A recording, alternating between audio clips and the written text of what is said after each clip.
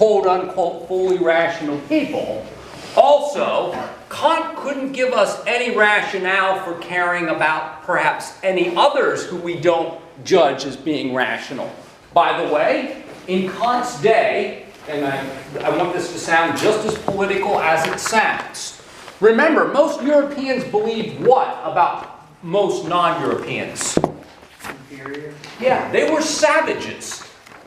And they believed that they were not as rational. Take a guess who else? Even Sigmund Freud believed what about women? It's the fact that they've got a uterus that they are less rational than men. Hysteria, you know that word? Actually goes all the way back to ancient Greece, by the way. This assumption that women were not fully rational. If you believe that women are not fully rational, you don't believe they have as much dignity as men do. In other words, a Kantian rationale could have been used for racism, sexism, imperialism, etc., etc. Plus, there's no reason for us to care about animals either, because they're not rational. Therefore, they have no intrinsic worth.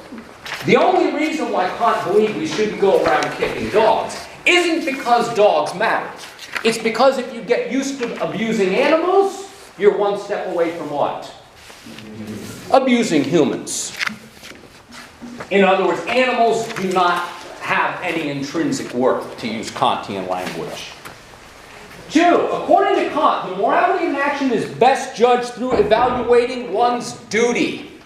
Morality is a duty for him. If you evaluate based upon the consequences, you might be behaving selfishly.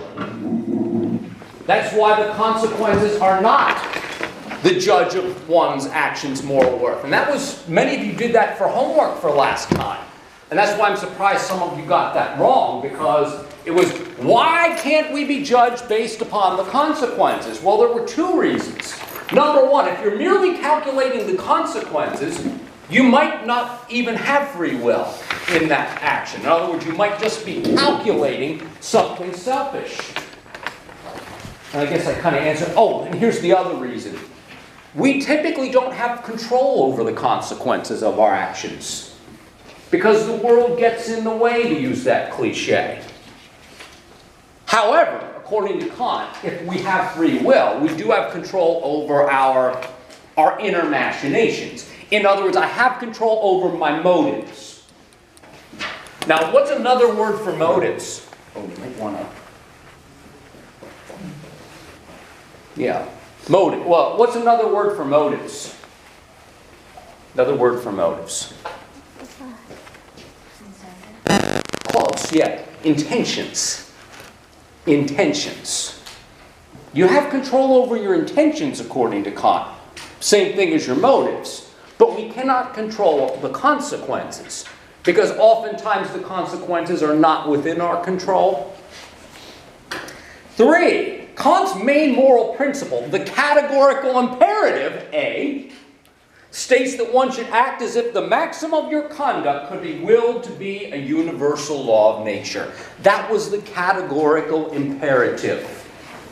Now, you should have been able to get question 4. It was actually quite straightforward. In your own words, why is free will a necessary condition in order for an individual's action to have, it should say not moral worth, it should say moral worth, and thus be praised or blameworthy according to Kant's account? Now, if you're not acting out of free will, that pretty much means that there really is, there's no free will, that means that there's really no you. If you don't have free will, you are really just an amalgam of causes. If you are just an amalgam of causes, then there's really no significant choice in the matter. And if there's no choice in the matter, you're never truly deserving of praise or blame. When Kant talks about having moral worth, he's talking about your deserving praise or your deserving blame. If you are merely a conglomeration of causal push and pull, there is no reason to say that you are a self that ever deserves credit or ever deserves blame. Now you might, the main reason, if you're not a Kantian, that you believe that people might might get praise and blame has nothing to do with deserts. It has everything to do with behavioral reasons. When I punished my son as a young child, it wasn't because his evil little butt deserved to be punished. It was because I wanted him to stop what he was doing. In other words, we punish people to help them to get the message. We reward people because we want them to keep doing the good things that we're doing. Now notice, that is a rationale for praise and blame that has nothing to do with just deserts. It has to do with reinforcing people's behavior. Now, if we are just victims of environmental circumstances, genetics, and so forth, Kant would say no one ever truly deserves praise or blame. We might praise or blame them as behavior modification devices, but no more. In other words, there's no more reason to say that anyone deserves praise or blame. Now, Kant believed that people actually did have the capacity to overcome these causal forces. Now, what were and this is where we're picking up where we left off last time. Kantian perspective on the prerequisites for the possibility of morality were, we said that Kant argued free will must at least sometimes be possible. Otherwise, there would never be any real grounds for ever giving anyone a gold star or blaming them for their conduct, if we are just causal machines, if you will.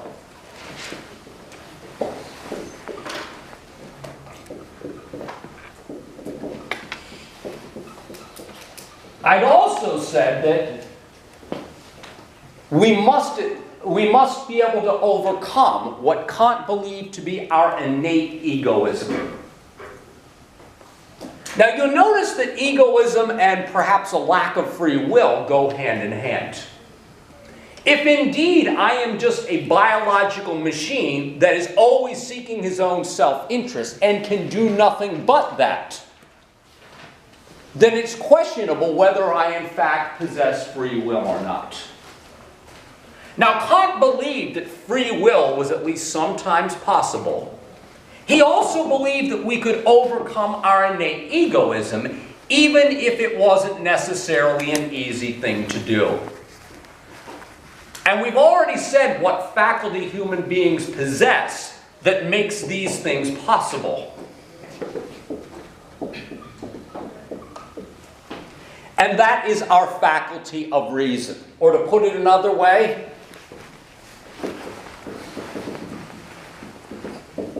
according to Kant, because we are rational beings, not only are we capable of at least sometimes exercising free will, but our rationality is also what can enable us to overcome our innate egoism, at least sometimes, if we set our minds to it. Now, this is why Kant is going to conceive of morality as a what?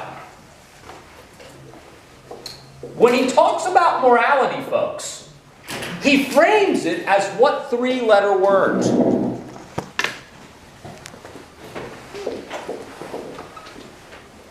He speaks of the moral law, folks. Now, part of the rationale for speaking of morality as a law, or speaking of it in legalistic fashion, is because when we speak of the law, we're speaking of something that applies to whom? Everybody, equally and at all times, no ifs, and, or buts. So when we frame morality as the law, we're speaking of something that is universal and immutable.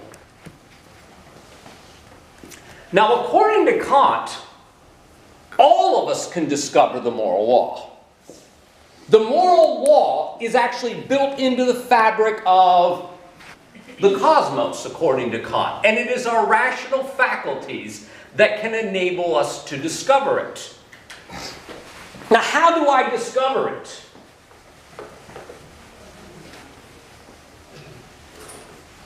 Well, I need to do this.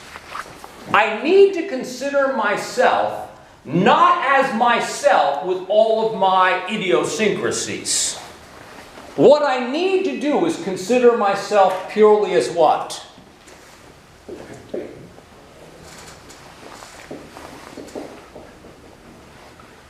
I ought to think of myself purely as a rational being, nothing else. In other words, I shouldn't be thinking that I am a particular person living at a particular time and place with particular loves and hates, etc., etc. I am supposed to think of myself in the... I should be thinking of myself not as me, but I should be conceiving myself as a rational being. Now, as a rational being, folks, I am basically just like who? Everybody else. As a rational being, I am identical to every other rational being. So if I want to do morality, according to Kant, I shouldn't ask the question, what should I do? I should frame the question this way.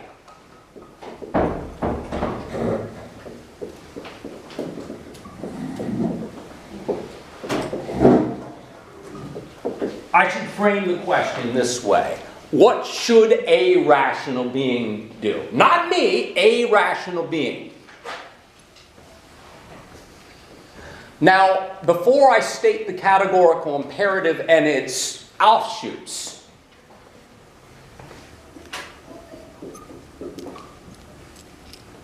Kant suggests that morality is a duty. Anybody know why he frames it as a duty, and how thinking of morality as a duty is one of the means of overcoming that problem of egoism? Quintillion. I'm sorry, did you say he thinks of morality as a duty? He could, yeah. Okay. He says morality is a duty, folks. I'll give you the short answer. If you want to behave morally too much, you might just be doing the right thing for non-moral reasons. In other words, if you're being good because you want a gold star, a gold star, you may actually be acting selfishly, but just not know it. If you want to follow the moral law because you want people to pat you on the back, you might be actually behaving selfishly. If you're following the moral law because you think that there are rewards to be reaped from being moral, you may not be acting morally. You may actually be acting selfishly, just don't really know it. If you conceive of morality as a duty, you're not necessarily doing it because you want to. You're doing it because purely because you ought to. Mr. Hunter. Why does Kant say we ought to be moral? We ought to? Yeah, Oh. Why should we be? Oh. What does he have to say about that? Oh, why should we be moral? Yeah. Because it's what we ought to do. Do you have a reason to just say we ought Well, give me 30 seconds. This is kind of cutting to the chase here.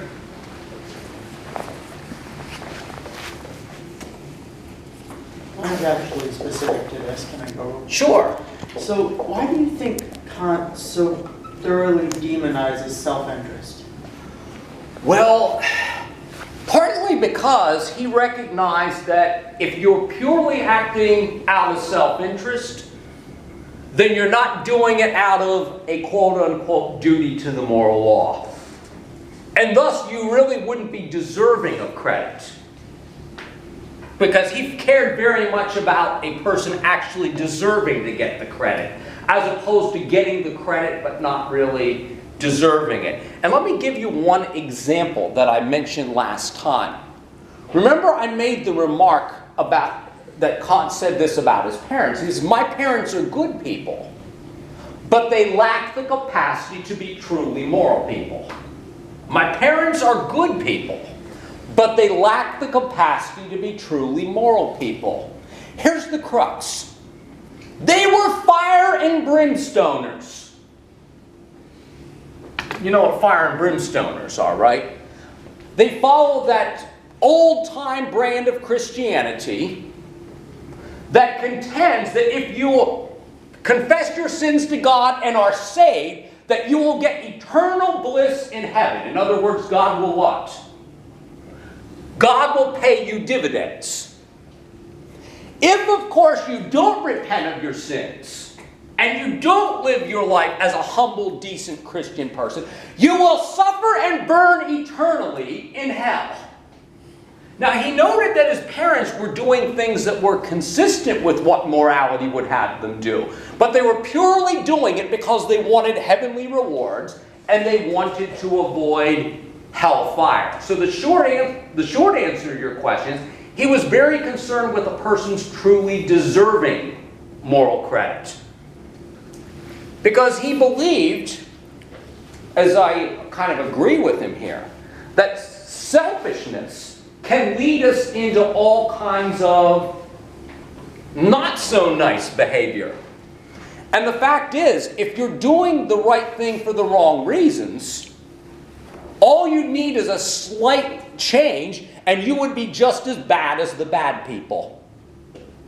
In other words, if my parents heard that God, gave people eternal life in heaven by burning up heretics, they'd be doing what?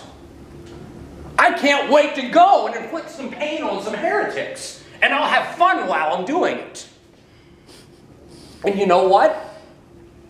There are people who actually do this. Now you'll notice that they would think that they were doing something good, but they would merely be following orders so they could get the big paycheck. Morality is not just about following orders so you can get something out of the deal. As a matter of fact, if you're only doing things to get something out of the deal, you don't really truly deserve any praise at all. Mr. Hunter. Can't say that we should be moral because every other rational being deserves us to be moral. Well, that's where I was going to go to. There is a discussion, and this is near the end of the chapter, about the fact that all rational beings, according to Kant, possess this thing called intrinsic worth. Now, to say that other rational beings have intrinsic worth is to say that they have dignity. Now, according to Kant, we have dignity by virtue of the fact that we are rational. And because your fellow rational beings are rational, they deserve to be treated with this. They deserve to be treated with moral respect. And if you treat other human beings as less than that, you are breaking what Kant would call the moral law. And to put this in plainer English, and this was going to be, the question came up early, but this was going to be one of the punchlines of the chapter. The idea is human beings are not mere objects. And to treat human beings, according to Kant, as mere means to an end is to treat them in a way that they don't deserve to be treated. And this is part of why we don't just owe being moral to ourselves. We owe it to other rational beings. So your question and own answer there was in fact correct. Mr. Toberman. Isn't that way of thinking kind of hypocritical, considering that he doesn't feel as if women or people of other races to be rational beings? Well, I don't want this to sound like a defense, because it's not a defense of Kant. It's an explanation. He was coming from a different time, and this is not to make an excuse for it. But he only believed that rational beings in fact possess dignity. And by the way, there's plenty of people from my grandparents' generation who had this same point of view. And in a way, I feel sorry for them. And I don't want this to sound condescending, even though it will. And I've tried to tell my daughter this. I say, these people are not evil incarnate. They are mistaken about the facts.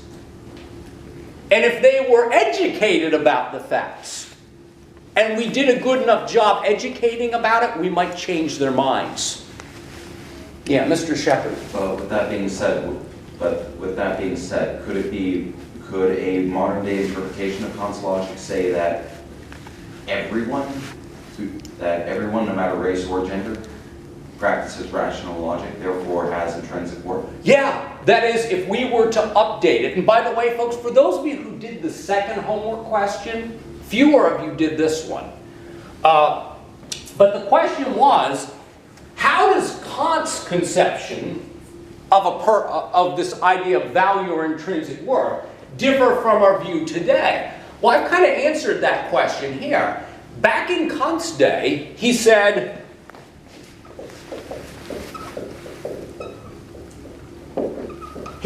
only rational beings actually possess dignity. And of course, in his day, sexism and racism were the norm. And thus, he would have counted certain people who we count as people as being less than dignified beings worthy of respect. Now notice, some of us have even taken it a little bit further than Kant.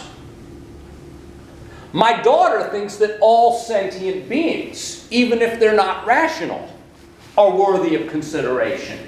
In other words, she's talking about whom? She's talking about animals, the lower beasts. Kant would say animals do not deserve any kind of respect. And this is because, according to Kant, it is rationality that gives a being intrinsic worth. Non-rational beings only have instrumental worth, according to Kant. Now, if you happen to believe that they ought to be taken into consideration because they can suffer, that is not a Kantian rationale. That is, in fact, a utilitarian rationale for caring about the welfare of non-rational beings. To quote Jeremy Bentham from the next chapter, he will say, the question isn't can they think, the question is can they suffer. Some of your vegetarian or vegan friends might have a Jeremy Bentham quote bumper sticker. They're out there. Yeah, the question isn't can they reason or can they think. The question is can they suffer. Now you'll notice we have extended our notion of beings that deserve worth today. Because if you read Kant strictly, mentally challenged people would not by this definition have dignity. Whereas we think that it's wrong to think of mentally challenged people as less of human beings simply because of what? Their accident of birth. We think that accidents of birth should not nullify a person's having personhood. You know what I mean by an accident of birth? It is an accident of birth that I was born white and male and also born in the US of A. I could have been born somewhere else. I could have been born with some mental challenge of some sort or another. Now, knowing that most of my characteristics that I have that are socially positive ones, there's things that can get me placed in the world, I recognize that I have born with, and this is going to be very contemporary, I know that I would have been born with privileges that I didn't ever have to what? Earn. And this is why, in today's perspective, we would go a step further than Kant, or at least some of us would. we would say that we should not count certain people as less of human beings because of who they are, or because they are not white like me or whatever. In other words, in Kant's day, his perspective was used, or could have been used, to justify racism and sexism, which most of us, of course, would be vehemently against today. And this is why the author of our text makes a reference to a more recent philosopher writing in a Kantian vein. I'll write his name down for you. That was the reference to John Rawls' A Theory of Justice.